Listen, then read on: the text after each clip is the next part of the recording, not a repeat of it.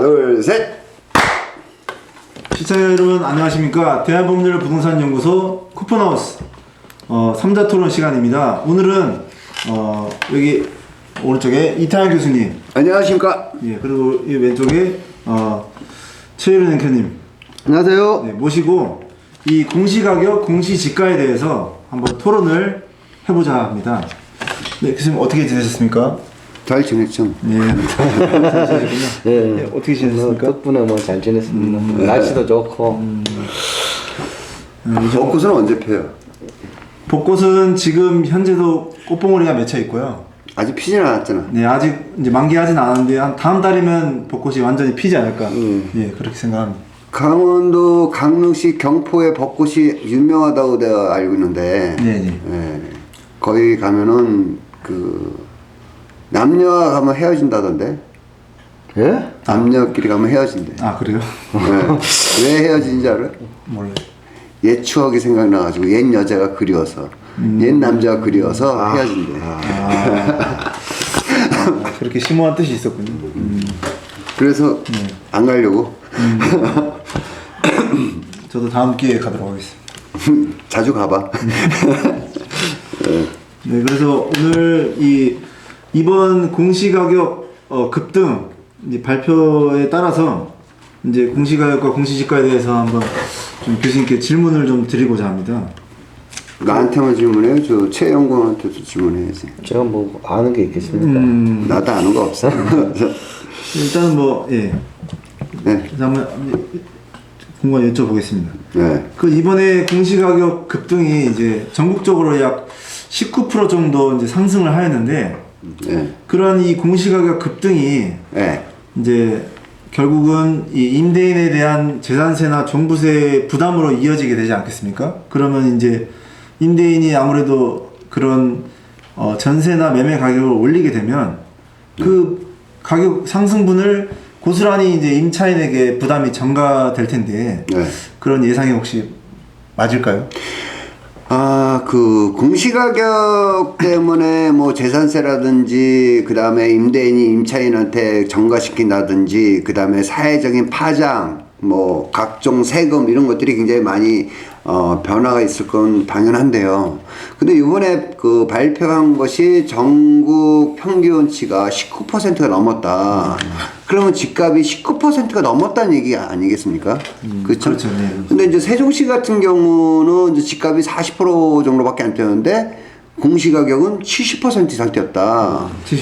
자, 그러면 우리가 공시가격에서는 공정비율이라는 게 있습니다. 네. 그 공정비율이라는 게 뭐냐면 1억짜리 집인데 공정비율이 70%다 라고 했을 때는 저 가격이 7천만 원의 공시가격을 매기는 거다. 이렇게 되는데, 지금의 정부에서는 그거를 현실화, 공시가격을 현실화해서 뭐 75%, 80%, 85%, 90%, 100%까지 이제 끌어올리겠다라고 하는 건데, 전 세계적으로 그거는 이제 공시가격도 있고 공정가격이 있는데, 그 공정가격을 100%에 맞추는 나라는 전혀 없습니다. 우리나라에서만 이상적으로 100%를 맞춘다고 하는데, 그거를 맞춘다고 했을 때는 공시가격과 공정가격을 갖다가 일시적으로 그거를 현실화 한다고 했을 경우에는, 만약에 가격이 하락할 때는 어떻게 할 거냐는 거야. 그렇잖아요. 그 100%를 맞췄는데, 예를 들어서 외부 어떤 영향이나 내부 영향이 있어가지고 일시적으로 올해는 가격이 떨어질 수 있는 거고, 또 2년 동안 가격이 떨어질 수도 있잖아요. 그때는 가격은 떨어졌는데 공정가격을 100% 맞추는 바람에 세금은 가격을 떨어지는 것에서 맞추지 않고 가격은 올리겠다. 그런 것들이 이제 문제점이 될 수 있다. 그리고 또 공시가격 발표, 그 다음에 이제 공동가격 주택 공시지가 가격, 그 다음에 단독주택 공시가격들이 있지만, 그런 것들은 이제 단독주택 같은 경우는 이제 4월달, 5월달 나중에 이제 표준 고가가 없이 그냥 한 번에 때리는 거거든요. 그러면은 그게 시간차에 어떤 오차가 벌어지기 때문에 가격이 떨어짐에도 불구하고 세금은 걷겠다. 그래서 그런 오차 이런 것 때문에 어느 나라든지 공시가격, 공정가격을 비율을 맞추는 것은 쉬운 일이 아니다. 그거에 대한 문제점이 발생할 수 있다. 네. 근데 이상적으로 지금 가격을 100%까지 맞추겠다라는 내가 봐서는 그냥 드림이다, 꿈이다. 그래서 그거는 반발의 여지가 굉장히 크다. 이번에 19% 올린 것도 평균이 10%지 그렇지 않은 경우는 좀 아까 말씀드렸지만 세종시 같은 경우는 70% 이상 올린 거예요. 네. 그러면 집값이 70% 이상 80% 올랐냐? 네? 올랐어요. 오르긴 올랐는데. 집값보다 더 올렸어요. 네. 근데 집값은 오른 게 평균치가 있어요. 1등부터 100등까지 딱 뗐을 때 중간 가격을 말하는 거야. 중간 가격인데 그 중간 가격보다 더 올린 평균치가 지금 상승하고 있다. 결국은 이거를 봐서는 우리나라에서는 이번에 그 중과세에서 취득목세 두 채 이상, 세 채 이상 뭐 4%, 12% 막 이렇게 8%만 매겼잖아요. 네. 중과세 매기고 그 다음에 종합부동산세 급등시키고 그죠? 양도세 증정시키고 네. 그러면 이번에 공시가격을 급등시킨 거는 이건 국회에 통과 필요 없는 부분이야. 국회 필요 없이 만약에 국회에서 그걸 논했다 그러면은 공시가격을 못 올리게 할 수도 있고 뭐 야당 쪽에 어떤 반발도 있을 수 있겠죠. 그런데 이제 공시가격은 이제 국토교통부에서 그냥 정해버리고 지자체에서 표준 가격을 기준으로 해서 개별 공시가를 다 그 매기는 거기 때문에 국회에 상관없이 그냥 매긴다. 그러면 공시가격이 올라가는 바람에 공시가격 공정비용이 올라가는 바람에 재산세가 증가가 된다. 그쵸? 네네. 그러면 좀 아까 김용건이 얘기한 것처럼 임대인은 그것을 어떻게 해야 돼? 내가 만약 봉급쟁이다. 그러면 나는 봉급이 올라갔냐? 안 올라갔잖아. 많이 안 올랐죠. 코로나 때문에. 네네. 예. 그런데 재산세는 평균대로 19% 올라간 거야. 그렇죠? 다 올라도 월급은 안 오른다고. 나 봉급 1%도 안 올랐는데 공시가격이 19% 오른 거야. 이거 뭐 어떻게 하라는 얘기야. 그래서 사실은 세금이 너무 많이 거치고 있어서 지금 세금을 많이 걷는 것은 이제 국가의 재정이 어렵다. 국가의 재정이 어려운 건 코로나 때문에 그렇다. 라고 얘기를 하지만 큰 정부가 있을수록 국민들은 작은 국민이 되는 거라고 봅니다. 그래서 옛날 케네디 대통령이나 미국의 이런 그 유명한 그 복지라 그 다음에 이제 국가 건설 발전 이렇게 하시는 분들의 그 대통령들 보면 작은 정부를 추진한다. 그래야 그 세금을 덜 걷고 해서 큰 국민을 만든다는 것이 기조인데 지금 세계적인 추세는 그 국가에서 모든 걸 주도적으로 하다 보니까 우리나라도 할 수 없이 큰 정부가 되다 보니까 세금을 좀 많이 걷지 않냐. 근데 세금을 걷는 것도 좀 경제가 좋고 사람들이 살기 좋을 때 좀 걷어야 되지 않나 이런 생각이 드는데 그렇죠. 어쨌든 약간의 브리치에 대한 그런 그 세금이 강화됐다 이렇게 네. 생각합니다. 뭐 저도 세금 공시가 올라간 바에 내야 되겠는데 이제 모르겠습니다. 어떻게 내야 될지.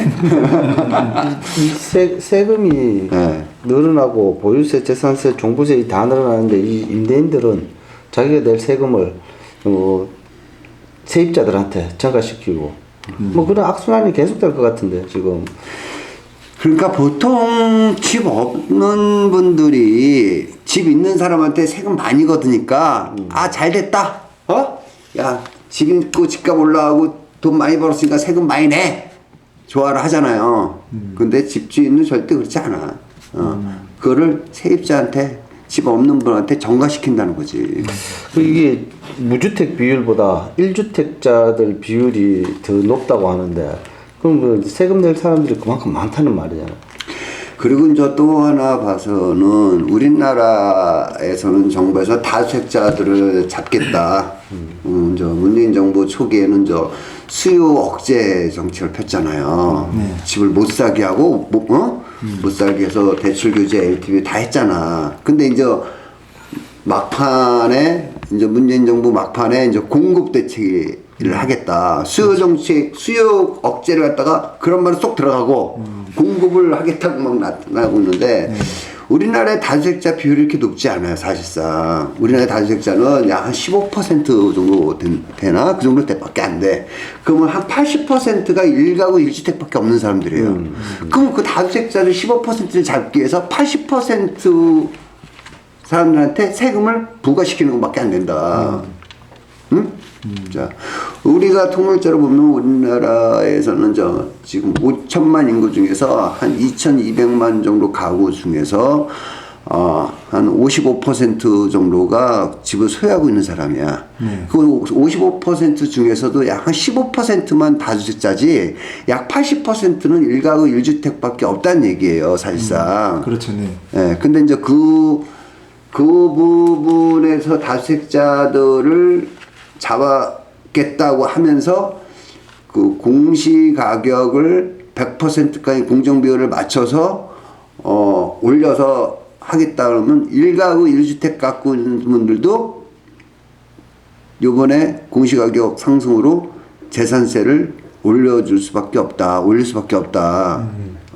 그러면 15%, 20%를 잡기 위해서 80%를 희생시키고 있다. 벼룩을 잡으려고 초가상가 불태우는 꼴이네. 초가산장이 아니라 기아집 불태우는. 네, 상당히 비합리적이네요. 네. 제가 교수님 말씀 듣다 보니까 갑자기 궁금한 점이 생기세요. 아까 말씀하신 이제 앞으로 이제 2030년까지 약 한 90%까지 현실화율, 100% 나아가서는 100%까지 현실화율을 높인다고 이제 하는데 이런 그러니까 공정비율을 이제 100%까지 올리게 되면 공정비율을 100%까지 올렸을 때 집값이 이제 만약에 하락을 하게 되면 그러면 그런 집값을 하락한 만큼 그렇다고 공정비율을 또 내리진 않을 거 아니에요.